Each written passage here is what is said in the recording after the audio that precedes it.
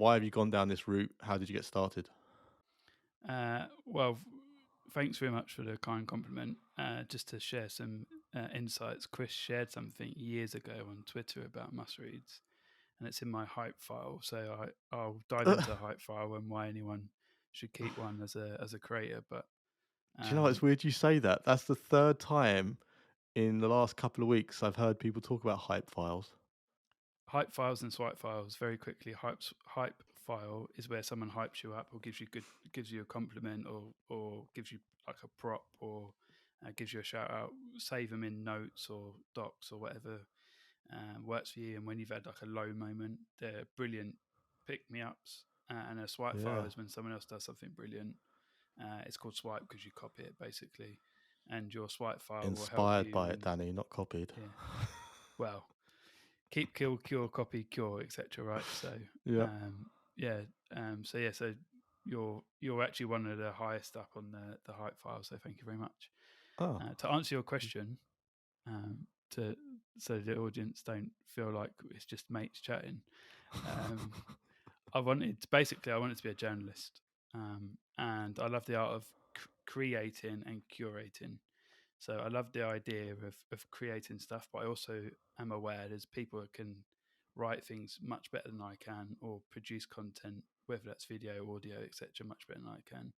But Yeah. I can curate that as opposed to just having to create it. So I had experience within a local newspaper and a newsroom, and the local paper put me off, and a large newsroom also didn't have great ripples on me. So I decided years ago that when I used to blog a lot, because that's what you used to do, and I still blog fairly regularly, I thought it would be great just to share the content. So um, must read sort of came out of an internal newsletter I used to do. So wherever I work, I created an internal newsletter, basically an email that I'd send around to either the agency that I worked in or a company that I worked in to share knowledge. Yeah. So I'm all self-taught. So to give people some context, because I was always self-taught, I didn't go to university, etc.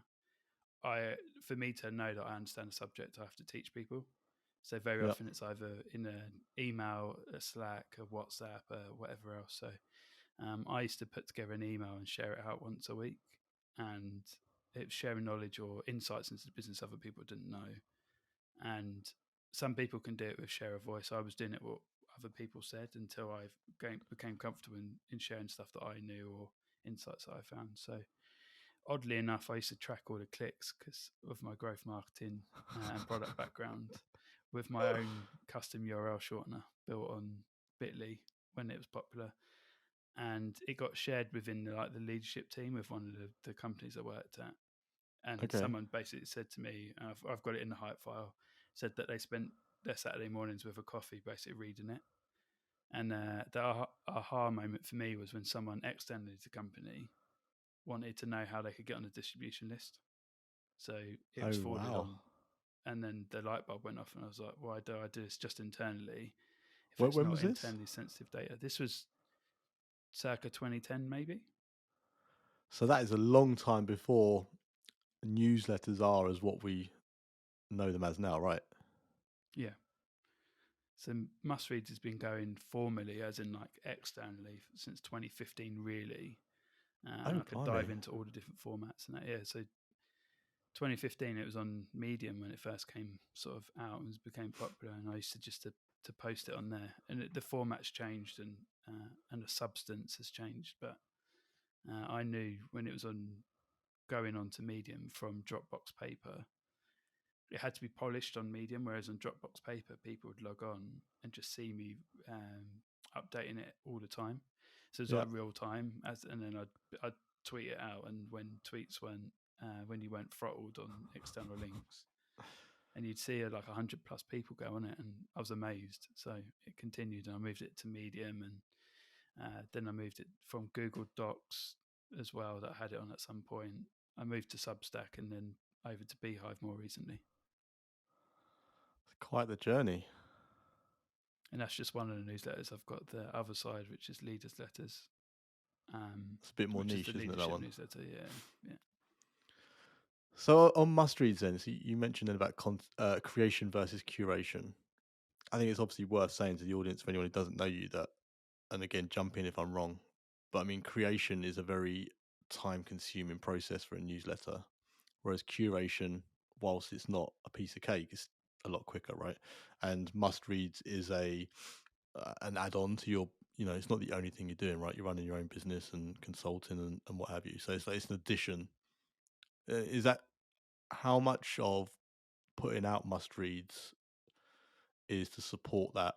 I mean, I don't know if we're going to talk about that later in the monetization section, but I guess I was trying to get a bit of an understanding about the creation versus curation for anyone who's listening. Why you decided on that? Was it purely a time thing? Yeah, so something I realised was there's a lot of people creating blogs. Yeah, There's a lot of people creating YouTube and podcasts and audio. But what people weren't doing as much back then, and sort of even to this day, they're not curating, so they're not handpicking really interesting articles or podcasts or YouTubes that people should really pay attention to. yeah, And so basically, if I quick pitch is Must Reads is the weekly newsletter informing you of the important themes impacting the future in under 5 minutes. So it's basically trying to give you the lowdown in 5 minutes every week, and it's in delivered to you what's every in what Friday morning. sector? So it's broad, so it's deliberately broad. Okay, So it can help anyone from like a CEO of a business to a co-founder of a business to, like a product lead or a product manager, and it could go all the way to someone who's just really interested in like blockchain or something, and it will just say why that's why it's an interesting topic or why it's something bigger than a trend. So a yeah, trend can come and go within like an hour now or 12 hours, whereas a theme is something that's going to last for 1 year, 2 year, 3 year, 5 years. And I yeah, try and concentrate and explain why it's a theme and why it's important. It's going to impact the future. But must reads takes between 7 and 10 hours a week to create because I have to consume all the information, then to add my analysis and commentary, and then obviously schedule it out. So it seems like it would take an hour to most people, but it takes hours to consume it, condense it down, and then make it shareable within a format that people. It won't take them hours to sit there at the weekend or on Friday mornings to no, do. But I do, great bits of feedback I've had is they wish they had the whole day to consume the information. So I know that that's an important side of what Must Reads does for other people. Whereas for me, it's just condensing what I've learned in under five, in something digestible in 5 minutes for people to enjoy. do you know, Hopefully, I'd never really thought about it from the creation perspective, as in the sense of whatever makes it into the final edit. There's probably about, I don't know, it's probably about 10% of the content you consume to get there, and actually then, yeah, I mean, it must take ages to, or the stuff to. I mean, we'll probably talk about the like the ideation and the brainstorming. I guess maybe from a curation perspective, is a little bit different, maybe. But is it a case of you see something and you go, right, that's it, I like that, that's going in, or you stick it in a folder, or is it a case of you go hunting for things, or a bit of both? if I was, I'll break down my process if it. I think it'll be helpful to people. It might seem Okay. overkill, but I do like daily checks of what I call my stack is. Yeah. So I've got so basically I have Twitter feeds and lists that have been curated for years. So I've got Right. lists for all different types, and they're typically private. I then have a curated LinkedIn. So FYI, be really ruthless. I've got around, I think it's 8,000 connections on there, but just unfollow people when obviously they share stuff or they're overly engaged on it.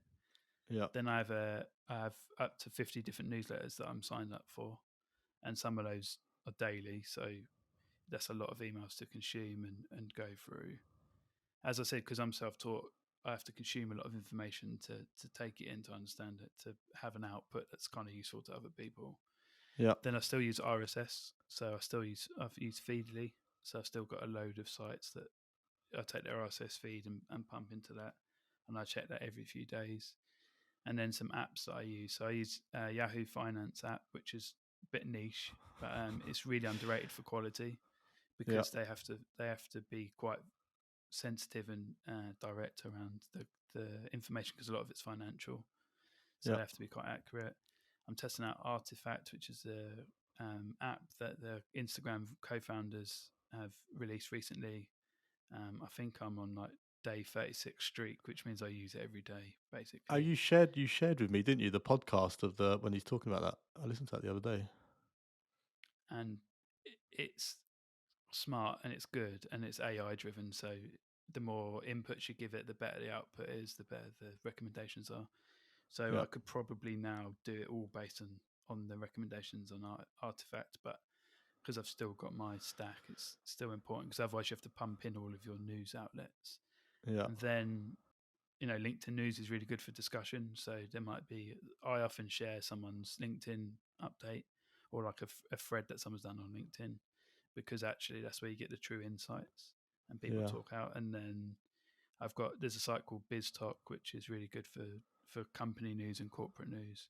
But then the secret sources, I've got a lot of people like yourself who send me stuff on WhatsApp, iMessage, DMs, and my girlfriend's notorious for sending me numerous links and TikToks, and she said this is for must reads, or you'll love this, or have you seen this about Tim Cook, etc. So that will fit really well for leaders letters. So I'm really good that I've got this really good sort of pipeline of information and shares and links to consume. But podcasts are my thing, so I love podcasts. I listen to hours and hours of it. I call it super ear, so I listen to way over 10 hours of podcasts a week. So I Do you love speed taking a up? podcast and sharing it. Yeah, I'm a 1.25 person. Yeah, Oh yeah.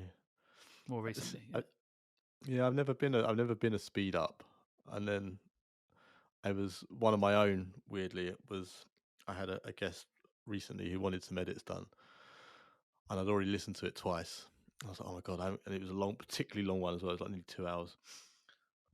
And it was the first time I've ever listened to it. I listened to it at 1.4, and it's amazing how different it sounds, like yeah. two cartoon characters. But actually, once you get past that, you can consume it kind of quite well. A tip that I like to give people is if you prefer two sets of inputs, so visual and audio, like if you like Yeah. YouTube over podcasts and they have the vodcast up, put it at 1.25 because it takes out all the weird nuance silences and Right. um you can concentrate far more on the audio as opposed to the visual input. And although that sounds counterproductive, humans are much better at one input than two. So I find actually that even if they show something on screen, you can actually you can digest it Okay. far more quickly, and it almost makes a little bit more sense because I use Pocket Casts as a podcast app, and it takes out all the silences. So unless you listen to something like a true crime podcast, it's much better, and you get to the information far quicker. Interesting. I didn't know that. Pocket Cast does it do that automatically, or have you got a Yeah, you can setting for set. that? Yeah, you can change the settings, so you can just go in and turn up or turn down according to what your preference is. You might have just inadvertently answered a strange question that we couldn't work out. My editor and me a little while ago. She was sending me podcasts that she'd done, and I listened to them in Pocket Casts, strangely, as a file because it's one of the few podcast apps where you can download files and listen to them locally. I couldn't work out why they kept changing in length. Mm. And I was like, "What have you changed?" She's like, "Nothing." But maybe that's why. Maybe it's to do with the silences being cut out. I imagine so. Mystery. Yeah. Just solved the mystery.